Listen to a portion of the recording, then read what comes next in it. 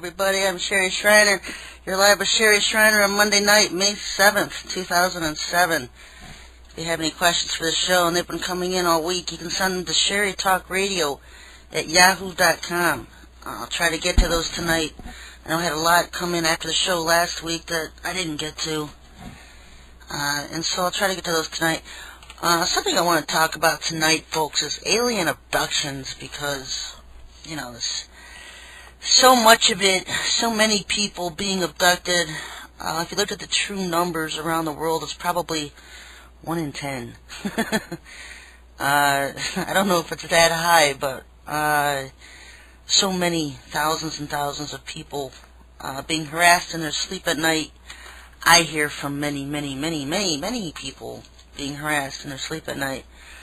People that don't remember ever being abducted but have scars on them. And a lot of these scars, if you get one of those blue lights, and because you can't see them with your own physical eyes, if you get those blue lights, some people take those blue lights and scan them over their bodies and just see all kinds of scars. And these are from implants, they're from the poking and prodding of alien tools. Aliens are known to take tissue samples out of people and leave puck marks and scar marks, and from tissue samples they've taken out of people. Interesting book that's out, Somebody Else is on the Moon, by George Leonard. And I haven't read it myself, but there seems to be a vast conspiracy in keeping the pictures and the structures of not just Mars, but of the moon off of the internet. They don't want, NASA doesn't want people to see these structures that are on the moon. And so you have to wonder, what is it they're so afraid of that they won't allow these structures of the moon to be made well known? Richard Hoagland does a lot of work on, he runs the EnterpriseMission.com, and he does a lot of exposing of the pictures that have been taken on the moon from different telescopes, different countries. Not everybody has as much paranoia as our government does in releasing anything in regards to the moon. All of them pretty much are working in cahoots, because they all know that what is going on the moon would put most people on the Earth in a complete panic. And so you have to wonder, you know, in 25 years, you know, there's always been the story that NASA didn't go to the moon, that it was all a lie, it was a Hollywood stage production, and plenty of proof to show that. I've seen it all. On the flip side, you have people saying that the reason we haven't been back to the moon is because what they found on the moon the first time they were there was so horrid and just so mind-boggling that they had no way to protect their astronauts from going back on repeat trips, because NASA is not a military agency. They don't arm their astronauts when they go up to the moon. And what they had supposedly seen on the moon was just so horrid they knew they wouldn't be able to protect their astronauts. Now, we've heard stories over the years about the dark side of the moon, the back side, where there are huge UFO bases, and you're thinking, well, what's so scary about UFO bases? We have them here on Earth. You know, we have them all over the place. We also have joint underground bases, Area 51, Dulce, Taos, Los Alamos. We have very many, almost 100, 119 joint bases with aliens here on Earth.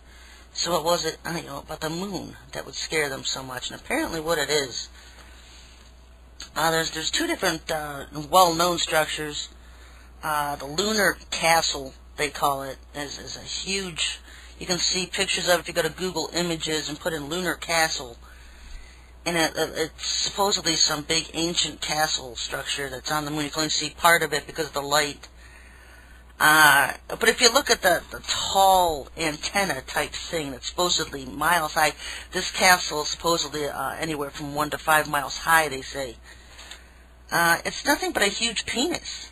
I mean, I look at that thing and I was just like, oh, gross, not this stuff again. We just talked about it recently here, about obelisk being all over the world, and that being the image that we're going to be forced to worship under the Antichrist when he rules on Earth, is a big penis. And so here it is on the moon. Surprise, surprise.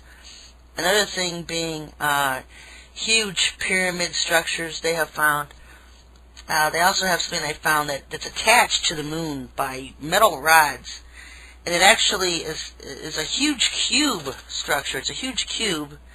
and it floats 7 miles off of the moon, attached to the moon by metal rods or whatever, and they call it the cube. And, you know, it made me think of CrystalCityFraud.com, and I put up that website talking about how Satan was going to mimic the New Jerusalem. And so this could be one of his little things, is this cube structure, lighting that thing up and then lowering it toward Earth.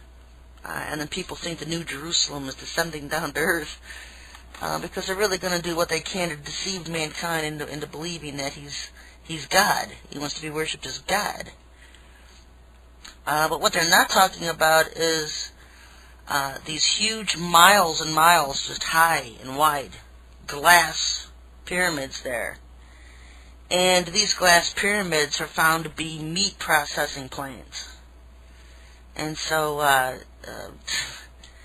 supposedly, we got our MRE technology from this sort of thing. Meals ready to eat technology.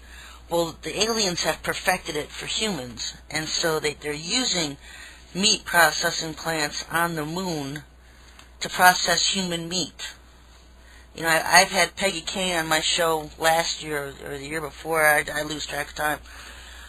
And we talked about this kind of thing where the reptilians and the aliens were using humans as food. And I've mentioned it on the show. I mentioned it in articles. But nothing wakes you up like a cold wind hitting your face faster than realizing how close that really is. Because you know that these underground bases, you've had these eyewitness reports of people who worked in Dulce. So they saw thousands of people in cages. They saw these vats. They saw human body parts floating in them. And then the aliens they were like a jacuzzi, an alien jacuzzi. And the aliens would soak in this mixture.